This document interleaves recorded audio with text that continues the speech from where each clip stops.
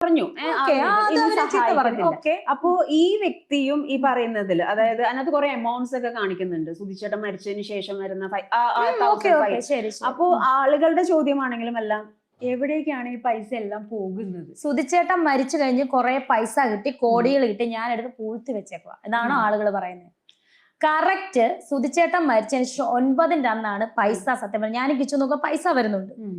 Correct 75 രൂപ ഉണ്ടായിരുന്നു. ഞാനും കിച്ചു. അപ്പം കിച്ചു എന്നെ ഒരു വോയിസ് കേൾപ്പിച്ചു സൂചേട്ടന്റെ സൂചേട്ടൻ ഒരു പുതിയ ബൈക്ക് മേടിച്ചു കൊടുത്താണ്. എക്സ്പൾസ് എന്ന് പറഞ്ഞ ബൈക്ക് മോന് മേടിച്ചു കൊടുത്തായിരുന്നു. അത് CC-ക്കാർ കൊണ്ടുപോയി. ഏട്ടൻ മരിക്കുന്നതിന് 2-3 ആഴ്ചക്ക് മുന്നേ ഏട്ടന് വിഷമമായി. ഞാൻ വന്ന് സൂചേട്ടൻ വിഷമിക്കണം, നമുക്ക് അടുത്ത പൈസ കിട്ടും, മോന് മേടിച്ചു കൊടുക്കും. 2 പേർക്കും വിഷമമായിരുന്നു, കിച്ചുവിനും വിഷമം.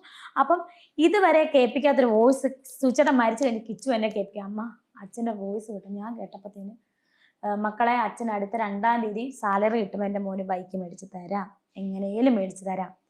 ഇതെനിക്ക് തകർന്നു പോയി. കാരണം മരിച്ചതിന് ശേഷമാണ് ഞാനിത് കേൾക്കണത്. അവന്റെ ഫോണിൽ കേൾക്കണം. ഞാൻ കിച്ചു വേഗം വാ. അപ്പൊ ചേച്ചിയുടെ ഭർത്താവ് ഉണ്ടായിരുന്നു. അവര് ഒരു ഫ്രണ്ടിന് രണ്ടും നോക്കി ഒരു 69 രൂപ തോന്നുന്നു ബൈക്കിന്. സെക്കൻഡ് ബൈക്ക് ഇപ്പോഴും എൻ്റെ കയ്യിലുണ്ട്. ആ ബൈക്ക് മഞ്ഞ കളറിൽ. എനിക്ക് അതിന്റെ ഡീറ്റെയിൽ ഒന്നും അറിയത്തില്ല, ബൈക്കിന്റെ പേരൊന്നും അറിയില്ല. ബൈക്ക് ഞാൻ മേടിച്ചു കൊടുത്തു. ബാക്കി പൈസ എന്താണെന്ന് അറിയത്തില്ല, ചെലവ് കാര്യങ്ങൾ. അല്ലാതെ അതിനകത്തൊന്നും 1 രൂപ എടുത്ത് രേണു സുധി പൂഴ്ത്തി വെച്ചിട്ടില്ല. സുധിച്ചേട്ടന്റെ മകന് തന്നെ, മക്കൾക്ക് തന്നെ കൊടുത്തു. അതായത് ആ വന്ന എമൗണ്ടിൽ നിന്ന് ഇപ്പോൾ പുതുതായിട്ട് രേണു സുധിക്ക് വന്നൊരു പ്രശ്നം എന്ന് പറയുന്നത് ഇതാണ്. സുധിയുടെ മരണശേഷമുണ്ട് ഇവരെ സഹായിക്കാൻ വേണ്ടി ഒരുപാട് പേര് പൈസ ഇട്ടിട്ടുണ്ടായിരുന്നു. ആ പൈസ എവിടെ പോയി? പിള്ളേരുടെ കയ്യിലാണോ കിട്ടിയത്, അതോ രേണു സുധി എന്നെ വേറെ ഏതെങ്കിലും കാര്യങ്ങൾക്ക് എടുത്ത് ദൂർത്തടിച്ചോ എന്നുള്ള രീതിയിൽ ഒരുപാട് പേര് ഇതാണൊക്കെ പറഞ്ഞിട്ടുണ്ടായിരുന്നത്. ഒരുപാട് പേര് പറഞ്ഞൊരു കാര്യം, അവരുടെ ആവശ്യങ്ങൾക്ക് വേണ്ടി ആ പൈസ എടുത്ത് ചിലവഴിച്ച് ആ പിള്ളേർക്ക് ഒരു പൈസ പോലും കിട്ടിയില്ല എന്നുള്ളൊരു കാര്യം പറഞ്ഞിട്ടുണ്ടായിരുന്നു. അങ്ങനെ ഇരിക്കുന്ന സമയത്താണ് ഇപ്പോൾ ഈ രേണു ഒരു ഇതേ കണക്ക് ഇൻ്റർവ്യൂ ചെന്ന് കാര്യം പറഞ്ഞിരിക്കുന്നത്. ഇതേ കണക്ക് താനുണ്ടെങ്കിൽ അതിൽ നിന്ന് ഒരു പൈസ പോലും എടുത്തിട്ടില്ല. ഇതേ കണക്ക് കിച്ചുവിനുണ്ടെങ്കിൽ ഒരു ബൈക്ക് ഉണ്ടായിരുന്നു, അതുണ്ടെങ്കിൽ CC-ക്കാരുണ്ടെങ്കിൽ കൊണ്ടുപോവുകയാണ് ചെയ്തത്. അത് കഴിഞ്ഞിട്ട് ആ ഉണ്ടായിരുന്ന പൈസയിൽ ഇതേ കണക്ക് ഉണ്ടെങ്കിൽ ആ പയ്യനുണ്ടെങ്കിൽ ഇതേ കണക്ക് ഒരു ബൈക്ക് വാങ്ങിച്ചു കൊടുക്കുകയും ബാക്കിയുള്ളത് അവരുടെ ചിലവിന് തന്നെ ചിലവാക്കുകയാണെന്നാണ് പറഞ്ഞത്.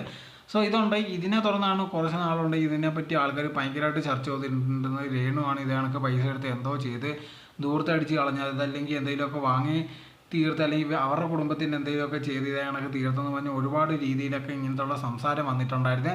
ആ സമയത്താണ് ഇതേ കണക്ക് രേണു പറഞ്ഞത് അങ്ങനെയൊന്നും അല്ല, ഞാനുണ്ടെങ്കിൽ അവർക്ക് എൻ്റെ മക്കൾക്ക് വേണ്ടി തന്നെയാണ് അത് ചിലവാക്കിയിരിക്കുന്നത്, അതിന് ആരും എന്ത് പറഞ്ഞാലും എന്നെ കുഴപ്പമില്ല. സോ ഇപ്പോൾ ഉണ്ടെങ്കിൽ സാധാരണ രീതിയിൽ തന്നെ രേണു സുധിക്കെതിരെ ഒരുപാട് പേരുണ്ട് ഈ രംഗത്ത് വരുന്നുണ്ട്. ഇങ്ങനെ അവർ ചെയ്തിട്ടുണ്ട്, അങ്ങനെ ചെയ്തെന്ന് പറഞ്ഞൊക്കെ.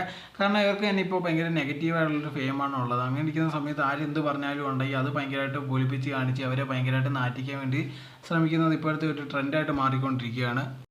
ഇതിനെപ്പറ്റിയുള്ള നിങ്ങളുടെ അഭിപ്രായം കമൻറ്റ് ബോക്സിൽ കമൻറ്റ് ചെയ്യുക. നിങ്ങൾ ചാനൽ ആദ്യമായിട്ടാണെങ്കിൽ മറക്കാതെ ലൈക്ക് ചെയ്യൂ, ഷെയർ ചെയ്യൂ, കമൻറ്റ് ചെയ്യൂ, മറക്കാതെ സബ്സ്ക്രൈബ് ചെയ്ത് അടുത്തുള്ള ബെൽ ബട്ടൺ അമർത്തുക. എന്നാൽ ഇനി ചെയ്യുന്ന വീഡിയോസ് എല്ലാം നിങ്ങൾക്ക് നോട്ടിഫിക്കേഷനായി വരികയുള്ളൂ.